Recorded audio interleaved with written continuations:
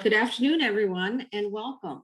Welcome to the League of Women Voters of California's Food, Soil, and Agricultural Committee's panel discussion about soil health and climate change. I'm Mary O'Kicki, the chair of the state's Food, Soil, and Agriculture Committee.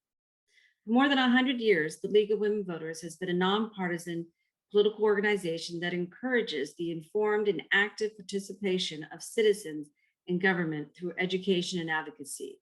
While we may endorse initiatives, we will never endorse a political party or a candidate for office. We are member-based and invite everyone over the age of 16 to please join us. So why Food, Soil, and Agriculture as a single committee on our state's Climate Change Task Force? Because about 37% of worldwide greenhouse gas emissions comes from our food production system. In fact, the carbon footprint of food waste is greater than that of the airline industry. But today we're talking about agriculture. In California, agriculture occupies 25% of our land and is a $50 billion a year industry that provides more than half of the fruits, nuts, and vegetables consumed in the United States. It also accounts for about 8% of our greenhouse gas emissions. But California has a plan, an ambitious one, to move the state beyond our goal to reach net carbon zero emissions and actually become a carbon sink. And agriculture is an integral part of this implementation plan. Thanks in part to the movie Kiss the Ground, the potential power of agriculture to turn ag lands from greenhouse gas emitters to carbon sinks has received worldwide attention. The movie focuses on regenerative agriculture, which in the very simplest terms is about building healthy soils. California launched its Healthy Soils program in 2017. And it is one of the 5 current initiatives that make up California's Climate Smart Agriculture Program, which was launched actually in 2014. At the end of today's program, look for a link in the chat to a fact sheet about California's Smart Ag Initiative. Climate Change Initiative. Now, I'd like to introduce our moderator, Carol Parker, a longtime North County San Diego League member, an FSA member who, with the help of her fellow FSA committee members, was integral in pulling together today's webinar. Welcome, Carol, and thank you all. Thank you, Mary. So today I'd like to introduce this great webinar that we have going on here. So many of us in the League of Women Voters Food, Soil, and Ag team were both excited and hopeful after watching the documentary Kiss the Ground. When I watched it, and I know others felt this way, that I felt like I was being told a secret of how we can, through the use of regenerative agriculture, draw down CO2 from our atmosphere and mitigate climate change. We on the FSA team want to share this secret with everyone. Kiss the Ground also made me feel hopeful that by implementing farming practices that create healthy soils, we can make a difference in global warming. Regenerative agriculture is not a magic bullet. It is just one tool to use to combat climate change, but it is great to feel hope. Hopefully everyone got a chance to watch Kiss the Ground before this webinar, but in case it was a long time ago or you missed it, here is a 4-minute video produced by the Kiss the Ground team called The Soil Story. Do you feel hopeless about climate change and the damage we are doing to our planet? I did. But then I was shown a new way to look at the problem, which made the solution so obvious and so within reach. A solution that's right under our feet. Climate change is all about too much carbon in our atmosphere, but carbon's not our enemy. It's the building block of life. Everything alive is made of it. It's us. The problem and the solution are simply a matter of balance. Let's step back and look at the 5 pools of where carbon is stored on planet Earth. Starting about 500 million years ago, when plants appeared on land, carbon began to cycle in an amazing balance, a balance that allowed for life as we know it to evolve. Then one life form, us, figured out how to extract carbon from the fossil pool. Then we burned it for energy, putting it into play, disrupting that balance. The way we manage land and do agriculture is moving even more carbon from the soil and biosphere into the atmosphere. Specifically, we've moved 880 gigatons of carbon dioxide into the atmosphere, which is heating up the planet and destabilizing our climate. Now, the oceans have absorbed a lot of this excess carbon, which is resulting in ocean acidification and accelerating a mass extinction of sea life. So in order to save life as we know it, of course, we have to stop releasing fossil carbon. The big question is, where do we put this excess carbon to get this cycle back into balance? Well, remember when I said that the solution is right under our feet? It literally is. It's the soil. Plants with sunlight and water perform photosynthesis.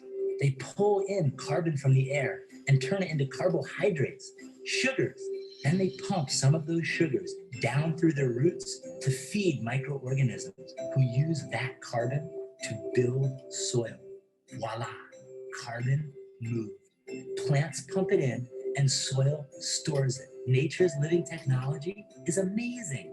Scientists have recently discovered that applying a thin layer of compost sets up an ongoing positive feedback loop that brings more and more carbon into the soil each year. In concert with other regenerative practices like not tilling the soil, planting trees, cover crops, and planned grazing, we can build and retain gigatons of soil carbon. This is carbon farming. This is regenerative agriculture. And there is nothing more powerful than an idea whose time has come. Unlike more carbon in the atmosphere, more carbon in the ground is good for us. It makes healthy soil, which is nutrient rich, full of life, and holds way more water. This means more nutritious food and crops that are more resilient in the face of drought. That's good news for farmers, families, and everyone that eats. Make better, heal. The way we grow Okay, I've got to go do my call. and fuel either puts Oh, no, carbon no, no, up into the not on my back, atmosphere not on my back. or holds it down into the ground. The regeneration of soil is the task of our generation. Our health, the health of our soils, and the health of our planet are one and the same.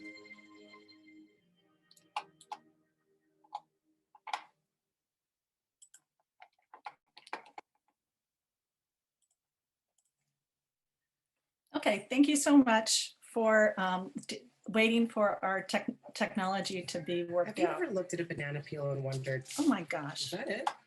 All that Jeez. time spent nurturing the banana and now it's just Ugh. waste. Sorry. Could this humble peel serve a greater purpose? Okay, so I'm sorry about that, but I would like to continue with the introduction. So the information from the soil story is not a secret to our panelists. They have all known the benefits of regenerative soil for agriculture for a long time. And we are lucky to have these three people join with us today to talk about their work in policy and the science of agriculture and climate change, and to answer our questions. I also want to note that none of our three panelists are affiliated with the documentary Kiss the Ground at all. So today we have with us Dr. Timothy Bowles, Nicole Lederer, and Jeanne Merrill. And I'm going to introduce each panelist and ask them to tell us a bit about their work in the context of regenerative agriculture. So first I have Dr. Timothy Bowles. He's an assistant professor of agroecology and sustainable agricultural systems in the Department of Environmental Science and Science Policy and Management at UC Berkeley, and the co-associate director at the Berkeley Food Institute. His research focuses on how increasing reliance on biodiversity can create productive, healthy, and resilient agricultural systems. Drawing on agroecology, soil ecology, and geochemistry. He obtained his doctorate from UC Davis. Dr. Bowles, it's your floor now. Great. Thanks so much, Carol, and thank you to you and Mary for the invitation to be here. I'm really excited for all your interest in this, such an important and timely topic. So as Carol mentioned, I'm an agroecologist. And so I'll just say a little bit about what I do, what that means, and then connect it to our topic today. So agroecology as a science is about bringing ecology and systems thinking into the design and management of our agricultural systems, and with the goal of making them more sustainable, more healthy, more just, and more resilient, especially in the face of climate change. And so my research, the main focus is on the hidden half of agriculture, the living, breathing soil on which agriculture depends, on which all of our life depends, at least in the terrestrial side of our planet. So I focus on the cycles of carbon, nitrogen, and water, and how we can better manage soils to bring multiple benefits to people, not just the growing of food. So in particular, I study how management practices that bring more biodiversity into agriculture. These are practices that could also fall under the banner of regenerative agriculture or soil health practices. They could fall, they have many names, but include things like more diverse crop rotations, intercropping, cover cropping, different types of soil management like compost applications, and how this type of management affects things like soil carbon sequestration and the drawdown of atmospheric CO2, as well as things like soil fertility, reductions in harmful losses of nutrients, the capture and storage of water. So I'm also really interested in how these types of changes to soil can affect agriculture's responses to drought, something that's already becoming more and more common. And so I also really enjoy collaborating with social scientists to understand what types of things enable farmers to use and what types of things prevent them from using these practices, from technical challenges to politics and structural factors. So most of my work is in California in vegetable cropping systems, but also collaborate with folks in the Midwest and in grain cropping systems. And as Carol mentioned, I'm the co-director of the Berkeley Food Institute, also on the scientific advisory panel for CalCAN, lucky to be on that with Jeanne, and also part of a risk working group at a nonprofit called LandCorp. And so all of this together means I'm really interested in connecting with policy and making my research inform policy.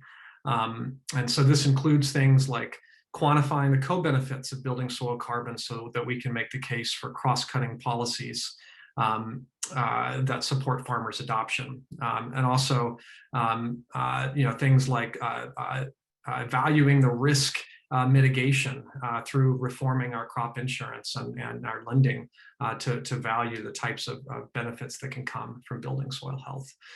So I'll stop there. I look forward to our discussion today and getting at some of your questions.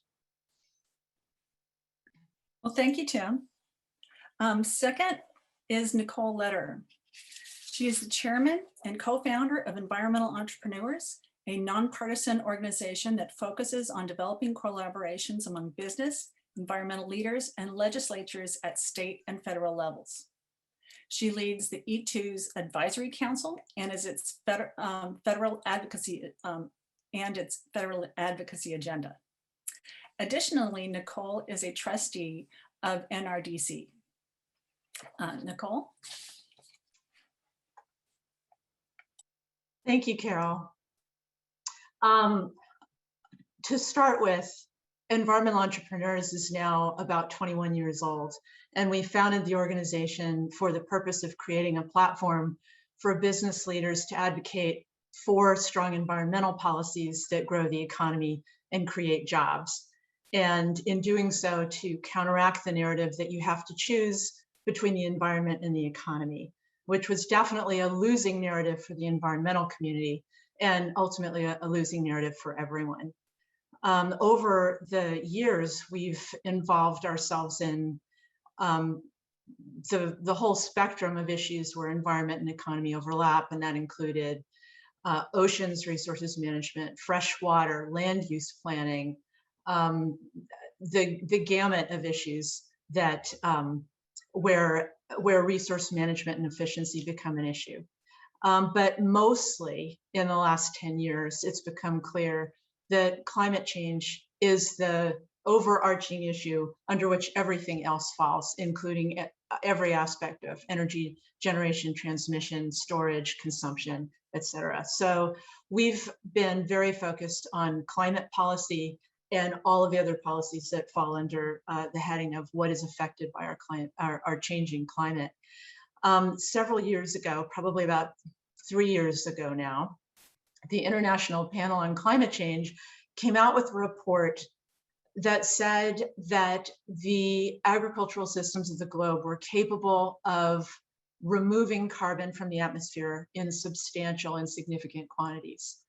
And that introduced a new chapter in the subject of carbon removal. Almost all of the policies and actions taken on both the public and private sector sides up until now have been about reducing emissions.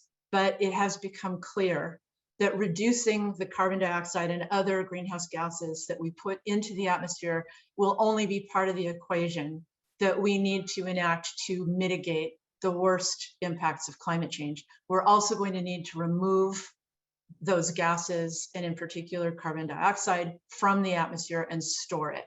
The fact that there is to date no technologic way to do this at scale, let alone affordable scale, led me to feel very excited to begin to understand just what those natural systems are that sequester carbon and how to amplify that effect.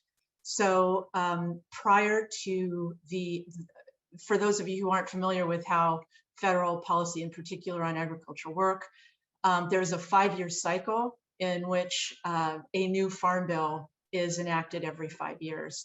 And leading up to the 2018 Farm Bill, I was able to lead a coalition that was very unusual at the time and has become less unusual since, I'm happy to say. And that coalition consisted of my organization, Environmental Entrepreneurs, and in particular, those of our members who are involved in agricultural technology or ag tech. It involved our partner organization, the Natural Resources Defense Council, of which I am a trustee. And then it involved a number of farm organizations, the National Corn Growers Association, the Minnesota Farmers Union, the American Coalition for Ethanol, and a slew of other organizations that orbited this campaign. And we were able to hammer out a policy called the Soil Health Demonstration Trial, which recognizes the potential of certain specific agricultural practices to enhance the removal of carbon dioxide from the atmosphere and the storage of that carbon in the soil.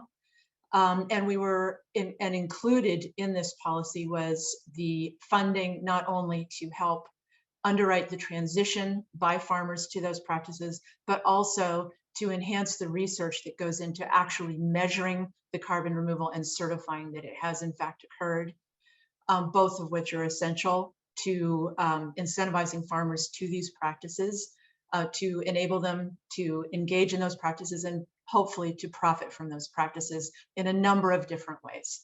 So the Soil Health Demonstration Trial passed thanks to this very unusual coalition of environment, business, and agricultural groups. Is in the 2018 Farm Bill, and our initiatives now revolve around greatly expanding the degree to which USDA funds regenerative agricultural practices that have the benefit of mitigating climate change.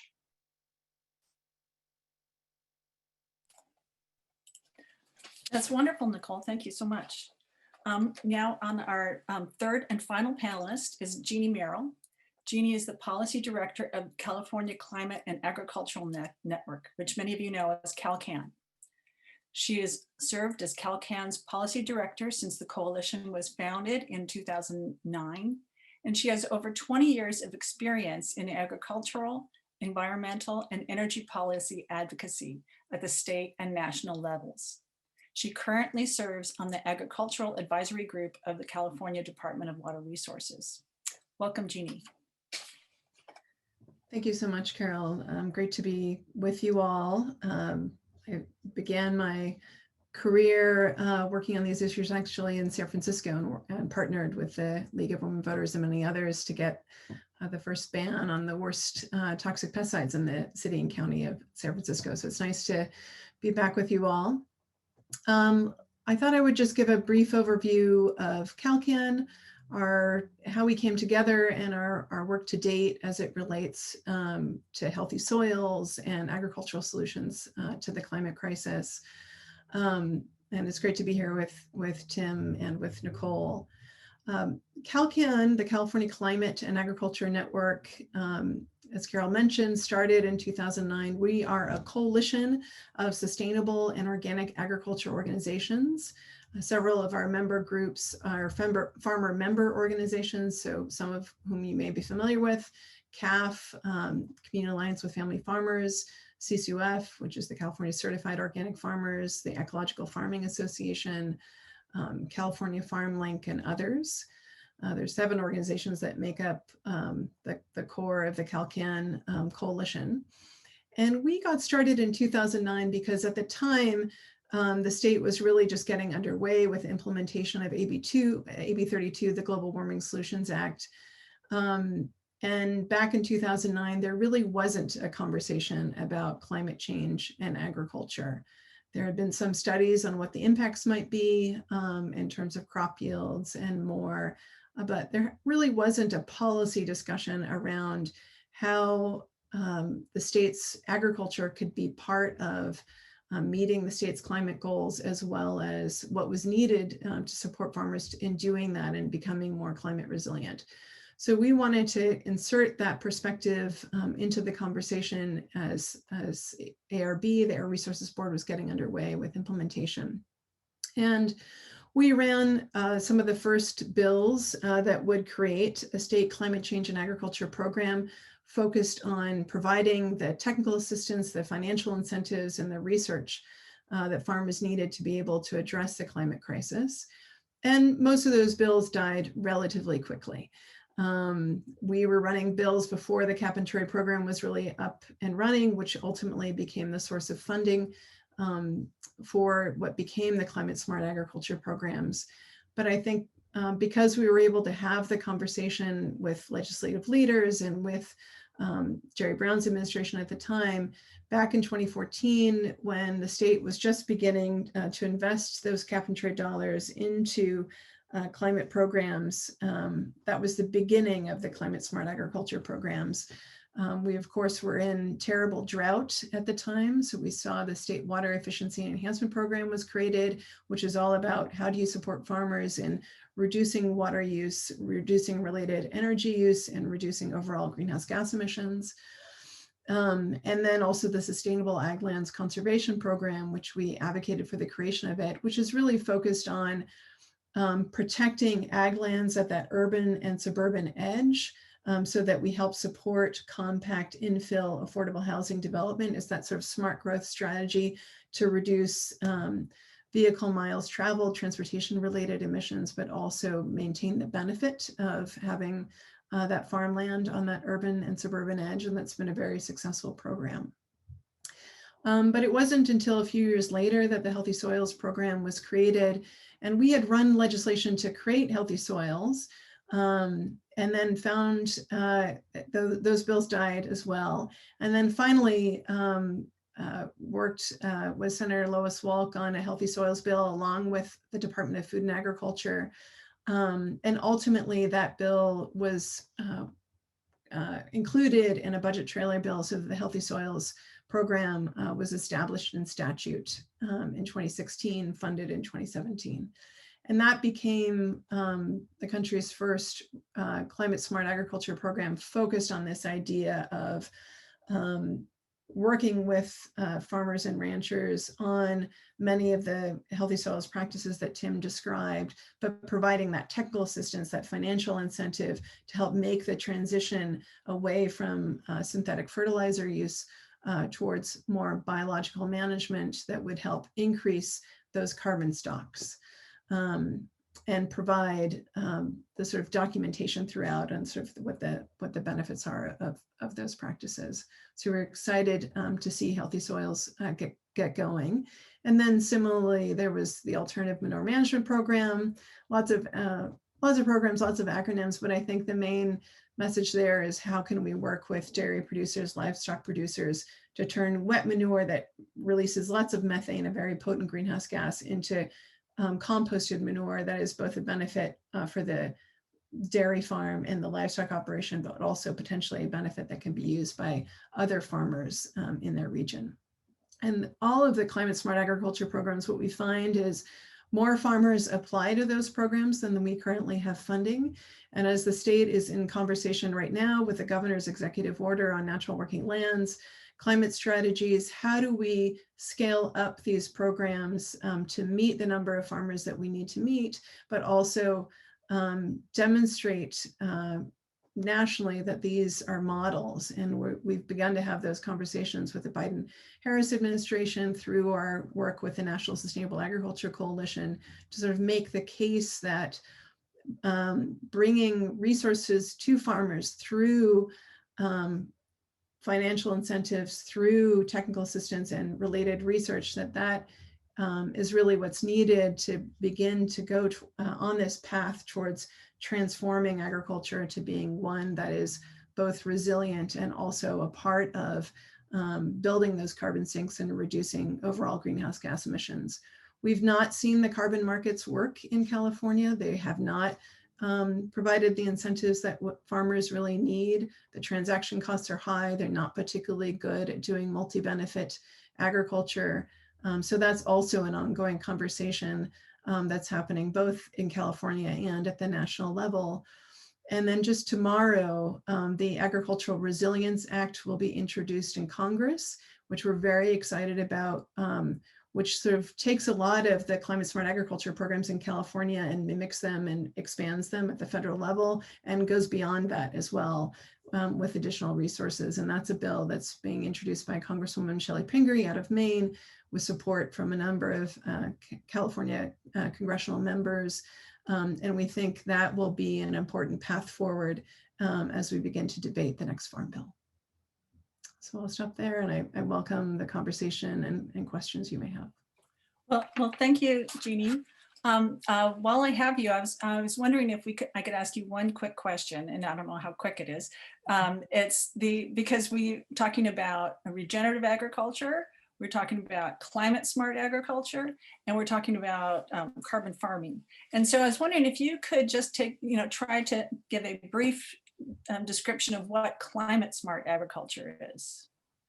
Yeah, that's great. And I think often a lot of those terms are used interchangeably. We say sustainable agriculture a lot. We're still sort of stuck in 1990s terminology, but that's, but I think what we mean by all of that is biologically based agriculture that's low input, that's conserving of natural resources, that's based in biodiversity.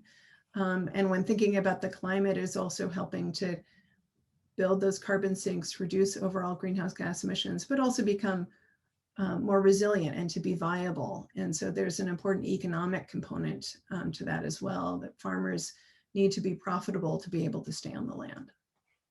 Okay, well, thank you, Jeanne.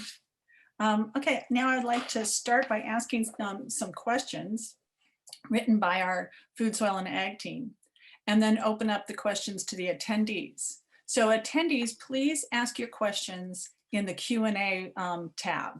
So just click on the Q&A button at the bottom of your screen. And, so please do not ask them in the chat, ask them in the Q&A button. And so if you could ask them the questions, and then we'll be able to get to them after the committee's questions are being answered. Okay, so I just wanted to start. The one thing that we have seen is, the one question I have, the first question I have is for all of you, and it's, what are your thoughts about the ability of soil to sequester carbon versus the other benefits of regenerative agriculture, such as increased water infiltration and retention, topsoil protection, farmer profitability, lower input cost, and less chemicals in the environment? So If anyone would like to start, please go ahead. Nicole? Carol, I need you to repeat the first part of the question.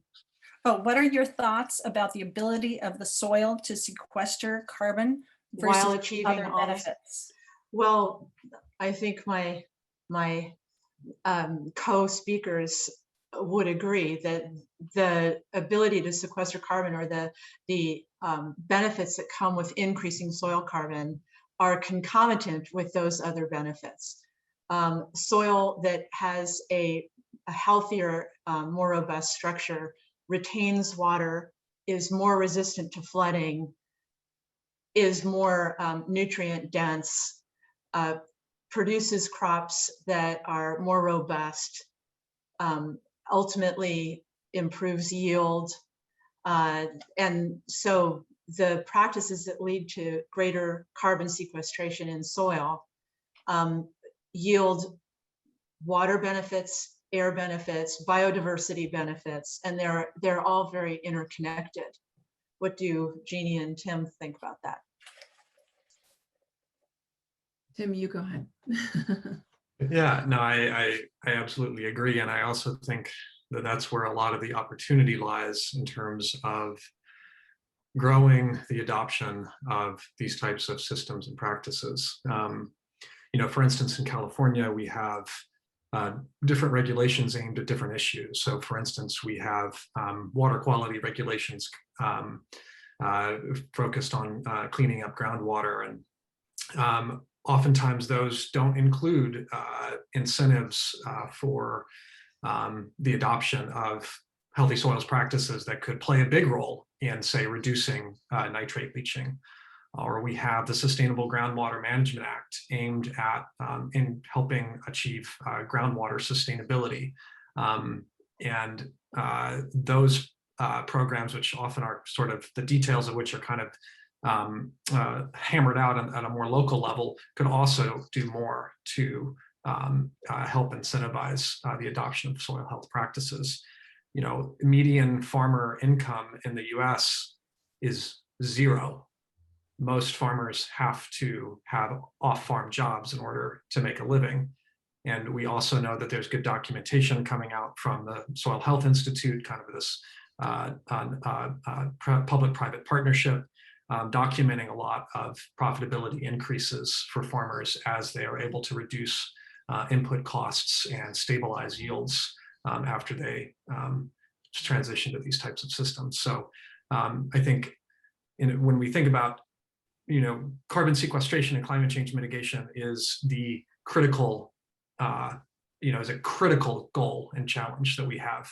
But we also have other long-standing issues and challenges in our agriculture and food system. And so I think this is an opportunity to think holistically about how we achieve the adoption of these systems.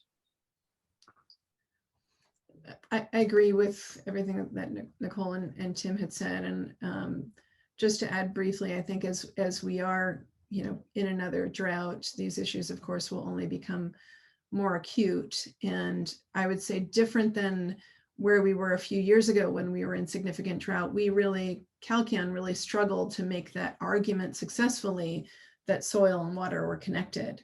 I don't think we have that debate anymore in state government. So that's an advancement. And now it's really a question of what do we do about it?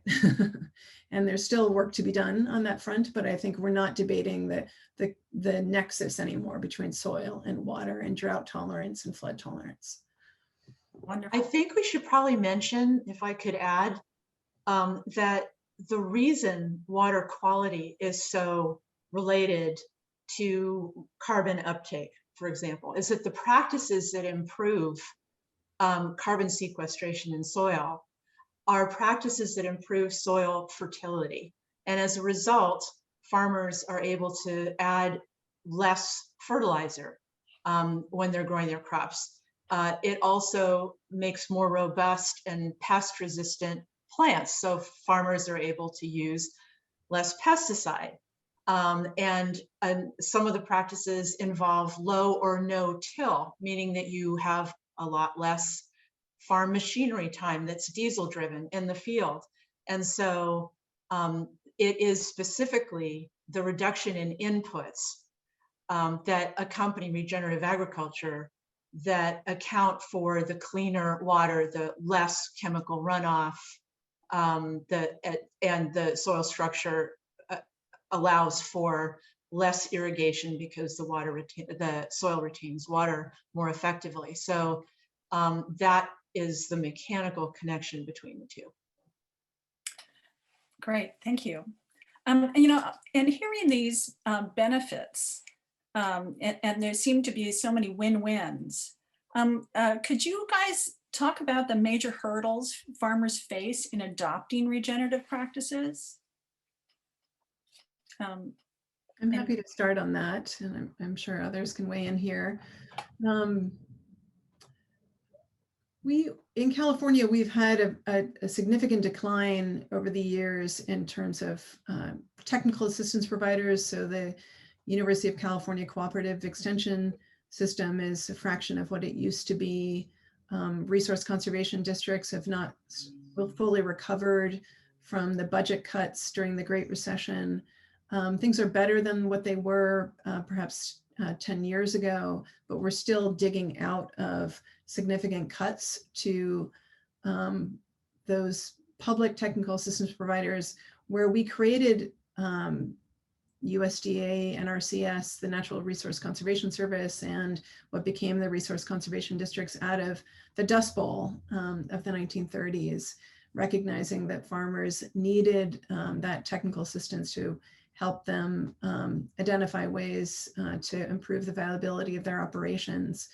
So some of the barriers around technical assistance really have to do with funding and scaling up that work. Also, for a lot of socially disadvantaged farmers, farmers of color, women farmers, a lot of these programs aren't necessarily meeting them in the ways that they should. So there's still a lot of work to be done on that front.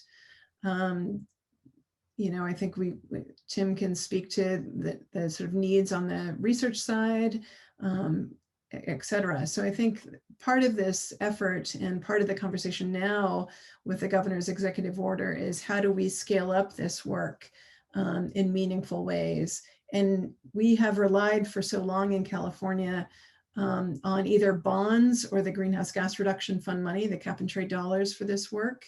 And neither are sustainable funding sources ultimately. So we need to come up with alternative funding sources to help this work remain possible. Yeah, thanks, Jeannie. I can add a couple of things based on our research in California, as I mentioned, and collaborate with a number of social scientists who are interested in this very question. One of the regions where we work a lot that I think is emblematic of a lot of California agriculture is the Central Coast.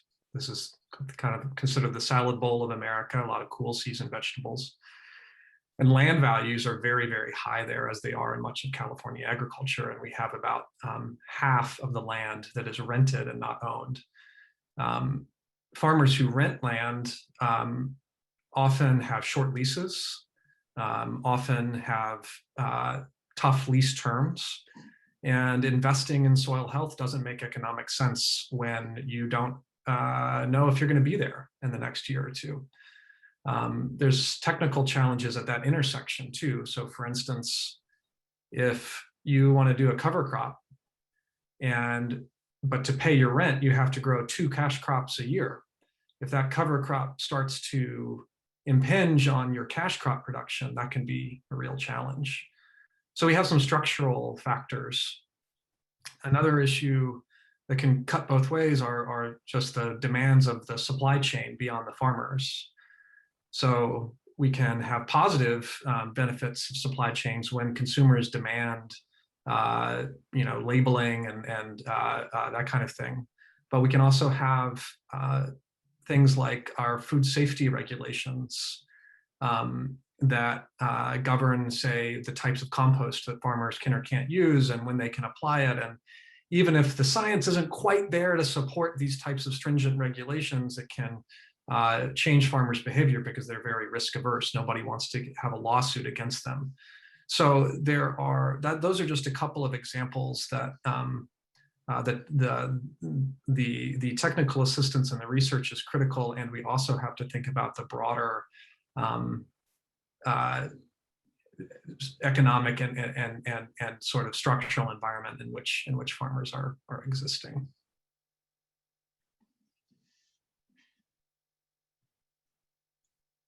Nicole, do you have anything to add?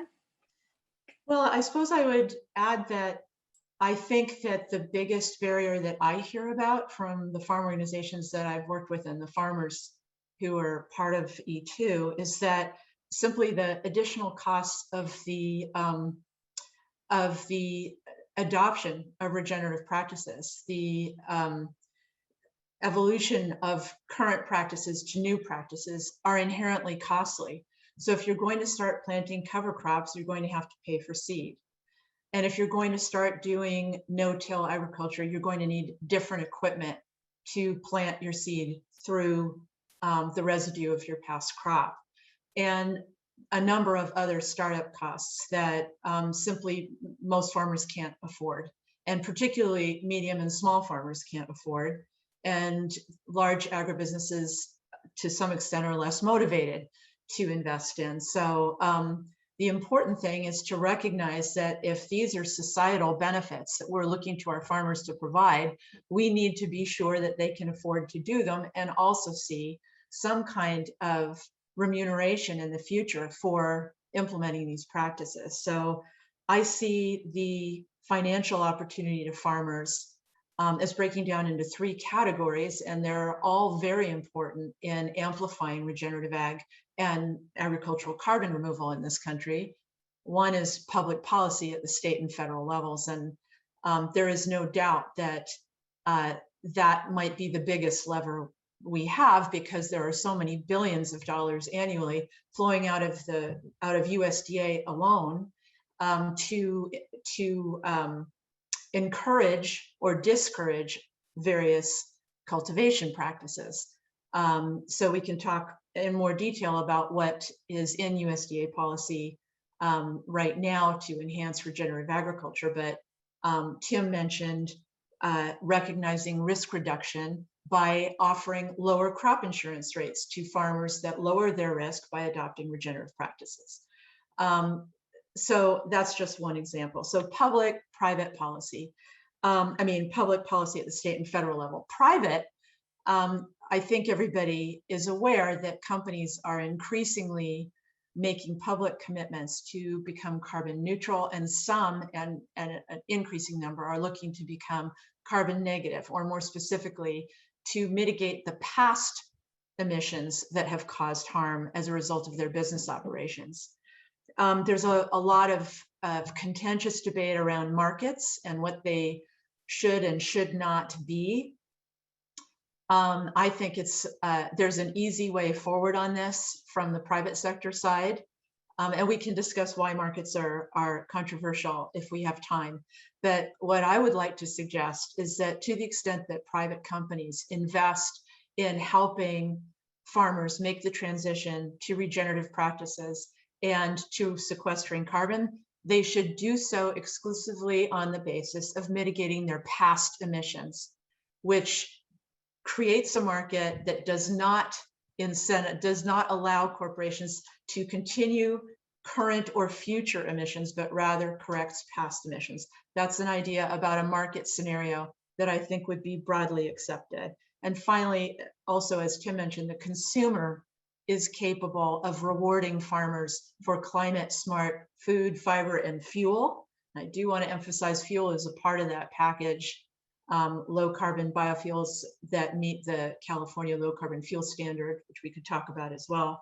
But a certification process that allows consumers to identify those products that are involved in mitigating climate change is another way to reward farmers for these practices. But we cannot add additional burden to the farm community to take on more cost to achieve these societal benefits. We have to help them pay for it and to pay for the transition.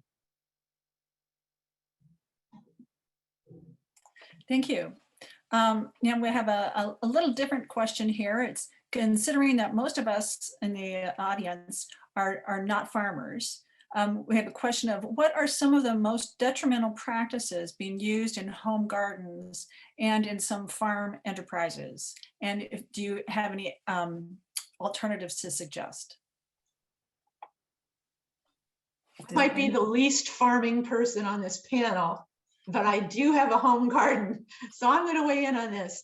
First of all, I want to say that the impact of home garden water use is negligible compared to agricultural water use in the state of California. So though we are now moving into a drought year and will soon probably be on water rationing, if not this year, the next, I mean, it doesn't look good. And we should all be planting with water conservation in mind. I would say that the impact of home gardens is relatively negligible in comparison to the agricultural industry. That said, if you as an individual want to feel responsible in your home gardening, I would suggest strongly, for the sake of the environment and for the sake of your own health, that you assiduously avoid anything called Roundup. We really don't need to use pesticides or herbicides in our backyards. There's many books that you can read that will help you get through those pesky invaders without poisoning yourself, your animals, your children, and the water, and etc. So that's my experience as a gardener, but not a farmer. Yeah, I'll briefly just add to that, which I think those are all good points. Absolutely, there's no reason to use chemicals in your home garden, and it's probably better. It's most certainly better for you and for those who are experiencing your garden.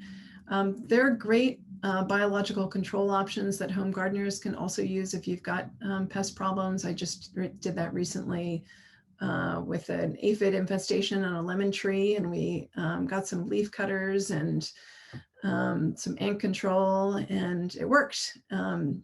So anyway, there are lots of great options out there. There are some good books that also apply to home gardening in the Bay Area. There's the Golden Gate gardening book that's great for foggy weather, but there are lots of good options out there in terms of bringing an organic perspective to your home garden, and use drip. That's always a great way. Okay, thank you very much. Tim?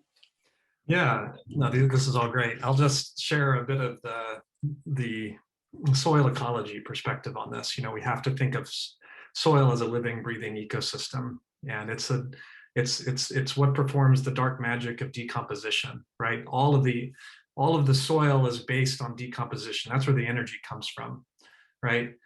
And so the conduit of energy into soils is plants, right? Plants transform sunlight into energy, and their roots are what really drive the whole soil life ecosystem, which is what is ultimately doing this carbon sequestration as it transforms plant carbon into more stable soil organic matter. It's what's cycling nutrients. It's what's building soil structure.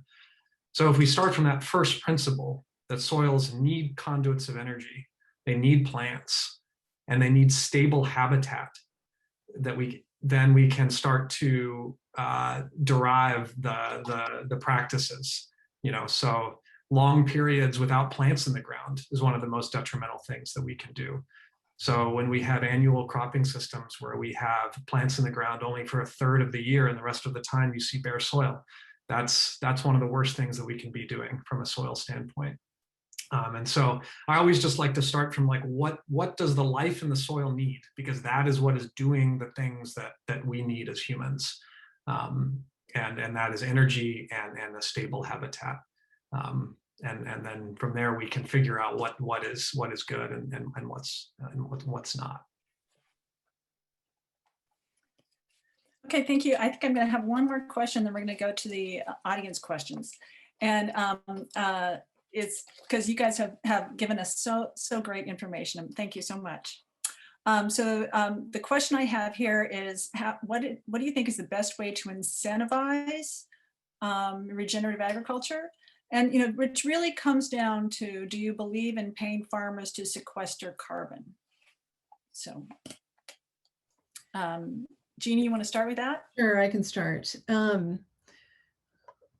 We, at the beginning of the pandemic, when the shelter in place had just hit, and for many farmers, they lost significant markets with restaurants closing and institutions closing, and it was quite dire. There were lots of reports of crops that weren't being harvested because they didn't have a market.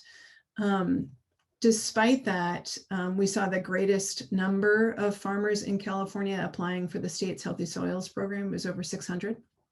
And the state didn't have enough money to fund all of those grants. So in Healthy Soils, how it works is that if you receive a Healthy Soils grant, it's for 3 years, and the funding is based on USDA estimates of what it costs to do that particular practice, whether it's cover cropping or mulching or installing a hedgerow, et cetera. And what we've found is that not only is Healthy Soils popular, but it's also making you know, an economic difference for farmers.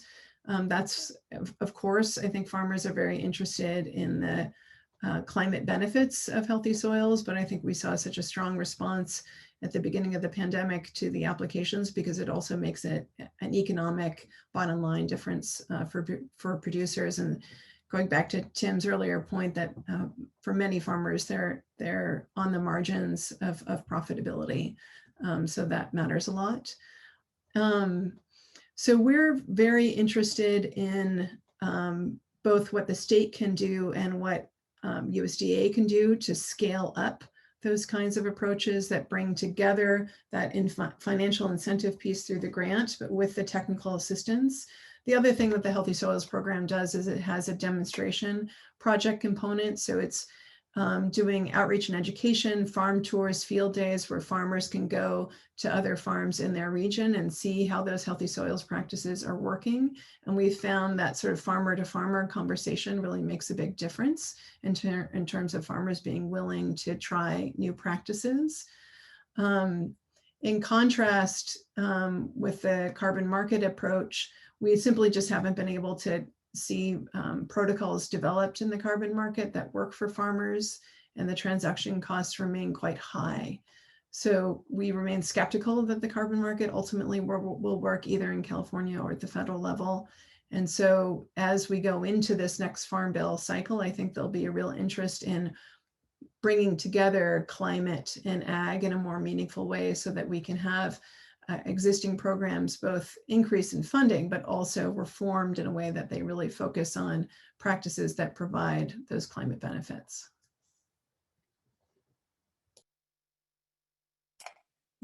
Does anybody else want to touch this? The paying farmers to sequester carbon? Carol, I think it's important to look at this from a climate perspective and a climate policy perspective, as well as from a farm perspective.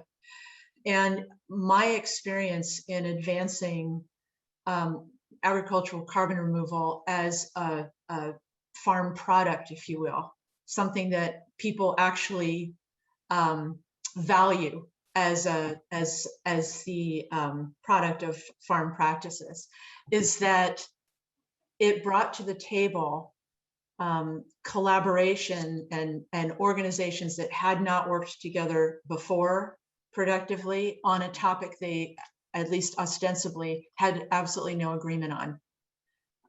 And so I'm referring to certain farm organizations that have been extremely resistant to advancing climate policy, and environmental organizations that have viewed the ag sector as a completely negative actor in the context of climate. Recognizing carbon removal by farmers is a way of bringing the environmental and the agricultural interests together to achieve a common cause and a benefit they both value. Everybody values the climate benefit, but the farmers must see economic value as well, because they're the ones doing the work that we are essentially commissioning from them, and they're the ones absorbing the costs. So yes, farmers must be paid one way or another for carbon removal, whether that is through a market mechanism yet to be determined, or through policies that incentivize and reward those practices one way or another. These practices will not be amplified across the country, let alone the globe, without a financial recognition of the value of that carbon removal. Thank you. So I think we have so many questions to still ask you, but we want to get to some of the attendees' questions in the next 15 minutes we have. So Mary, would you be able to answer some of the questions from the attendees? Well, I'm not going to answer them, but I'm going to ask them. Because that's why we have these experts here, is to have them answer them for us. So I'm going to kind of, just because we got a lot of questions, so I'm going to throw actually 2 or 3 out there and you guys can choose. So, so I guess listen for the question you want to answer. So there's a big one about animals in ag. I've got ones about, let's talk about the elephant / cow / sheep / in the room, because regenerative ag has put a spotlight on, gosh, cows are fabulous for the environment. So though, on the other hand, we all need to be moving towards a plant-based diet. So can you talk a bit about that, which is, are animals needed for regenerative agriculture? Should we be using the phrase regenerative agriculture? And are we opening up our lands to grazing if we say, hey, we absolutely need to have these, we need to have animals as part of this? And then this ties to factory farming as well. So one person said, when are we getting rid of factory farming? So feel free to take any one of those. I don't mind diving in on that a little bit. I'm sure Tim and Nicole also can share their thoughts. Grazing and sustainable livestock and dairy management are important to regenerative or sustainable agriculture. Certainly, we have seen with current and past federal policy in particular, a real focus on a lot of our Farm Bill dollars going towards dealing with pollution from confined animal feedlots, and that's been problematic. So we're certainly pushing for reforms with the Farm Bill conservation programs to avoid having the bulk of our environmental quality incentive program money, for example, going towards dairy and other livestock CAFOs. Grazing is a very important strategy, not only for carbon sequestration, but also for wildfire prevention. We saw in the East Bay Hills, for example, with the terrible complex fire that happened in August of last year, that it hit the East Bay Parks region. But in the Parks region where there had been grazing, the intensity of the impact of that fire was less compared to other areas that had not been grazed. So grazing done sustainably with a conservation management plan, when thinking about biodiversity, when moving the animals in a way to avoid overgrazing, can be done in ways that are of benefit and that help foster biodiversity rather than overgrazing. So I would much rather have composted manure as a potential fertilizer source than synthetic fertilizers. So it's really about the management practices. It is possible to have sustainable, smaller scale livestock, and that really we should have more integration between livestock and cropping systems to get at some of the benefits of both of those systems. So we would like to see livestock continue, but move towards a path that is more integrated, more diverse, more sustainable, more conservation oriented. Yeah, I think Jeanne covered almost everything that I would have said. I think, add 2 quick things. One, is that, as the movie Kiss the Ground covered, it makes absolutely no sense to grow food crops and feed them to animals. The only sense that makes is to the handful of meat producers who control the vast majority of the market. They're the only ones profiting from that. On the other hand, grazing lands occupy 2 to 3 times as much of the earth as croplands. And these are lands that are not suitable for crop production because they're too dry, too hilly, for a number of reasons. In California, we know that these systems, and in grasslands everywhere, these systems, ecosystems evolved with grazers. In California, we know that removing cattle will actually lead to reductions in native species. So grazing is a critical part of range management, but it also is a critical part of just food production on land that cannot be that is not suitable for crop production. Because that's very, very different from growing crops and feeding them to animals in a confined situation.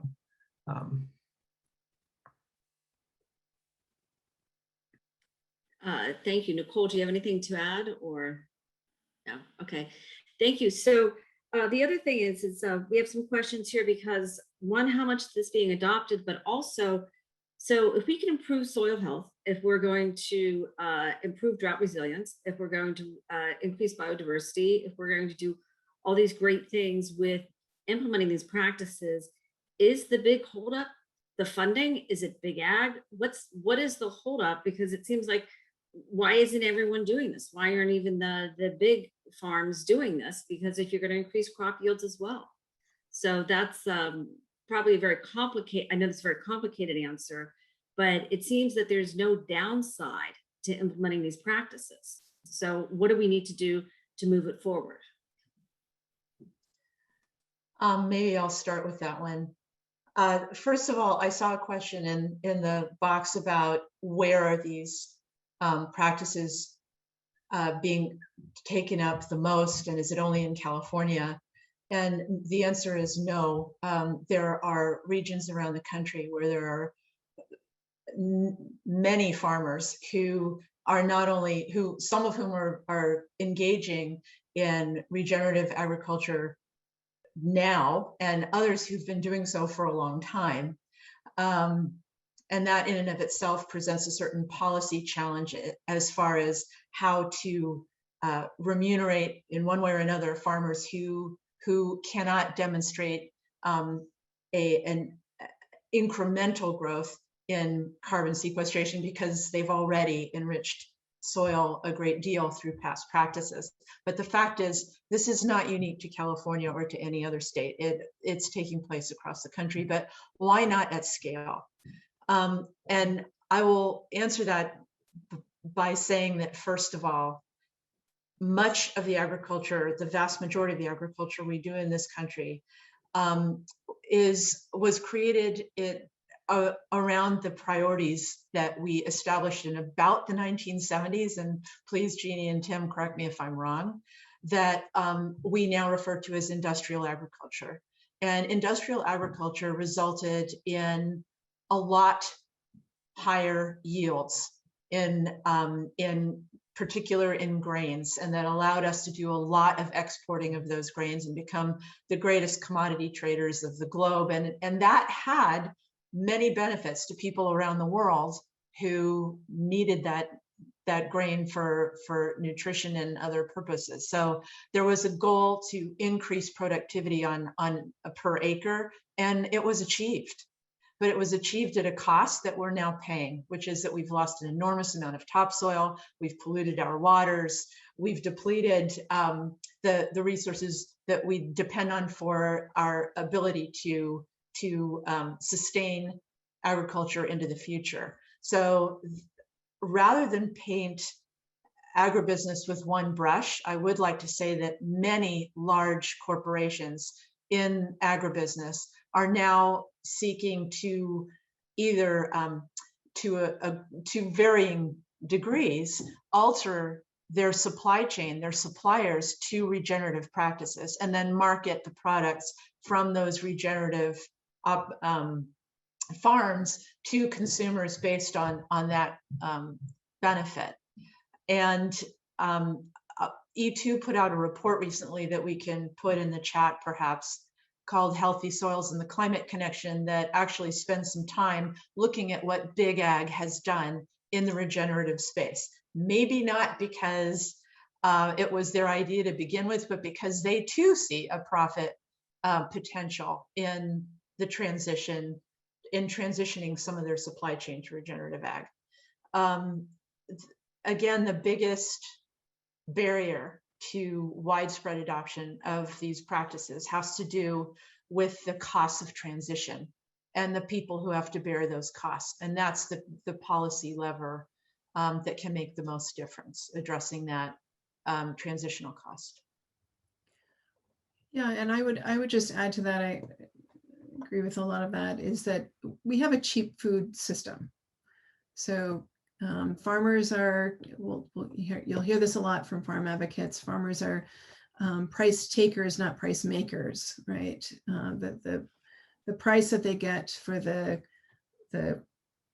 Brussels sprouts or the milk they produce or the grain they produce is determined by the buyers most often, and not by the farmer. That's why in California, we do have an alternative kind of local and regional food scene where farmers have been trying to find other markets through community supported agriculture, et cetera, to try and improve their bottom line. But for the most part, farmers are stuck in a system where an economic system that rewards monoculture, that rewards industrial agriculture, that rewards a chemical-based agriculture, and in large part also just driven by those big buyers. So that's a challenging place to be. We have had a tremendous amount of consolidation in agribusiness, and so that makes it even tougher for farmers to do anything differently than what they have been forced to do. And so a big part of that is also we have to diversify in the farm. Biodiversity is a good thing. We have to diversify markets, and we have to do some trust busting. We haven't done that in a long time. And so there's a lot of work that has to happen on the corporate side to sort of democratize, again, California agriculture and agriculture at large, so that farmers have real choices when it comes to the marketplace. Well, thank you. Oh. Go ahead, Tim. Sorry, please.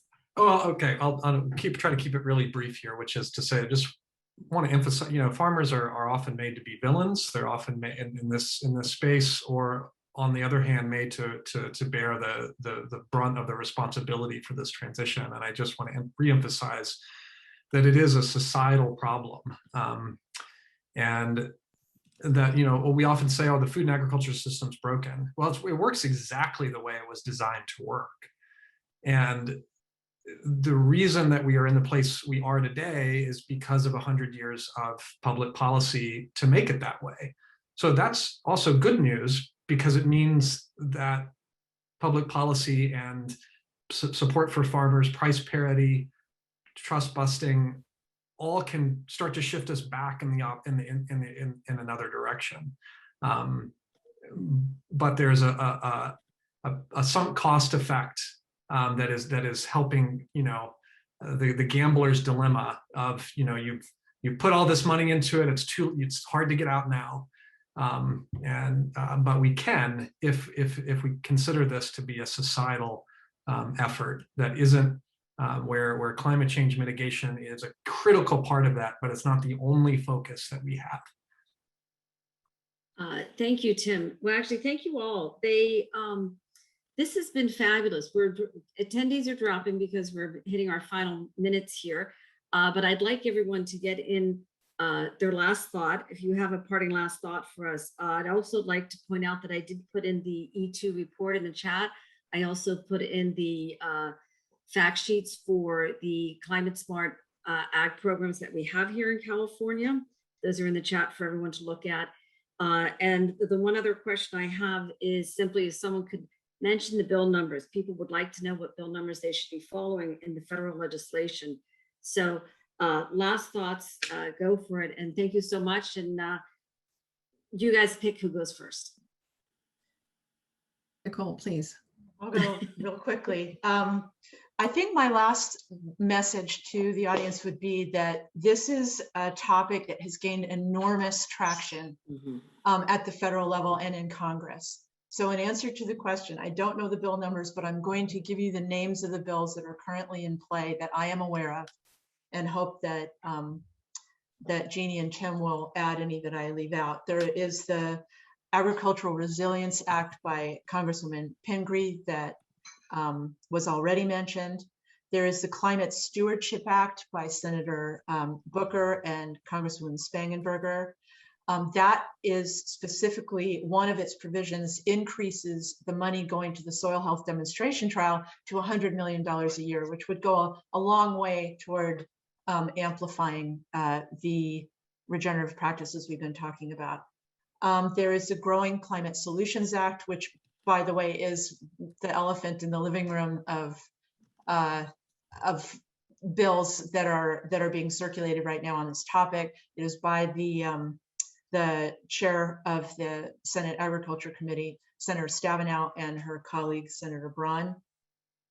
And then one that's very dear to my heart because it was Senator Wyden of Oregon who carried the soil health demonstration trial and was very instrumental in seeing that it passed.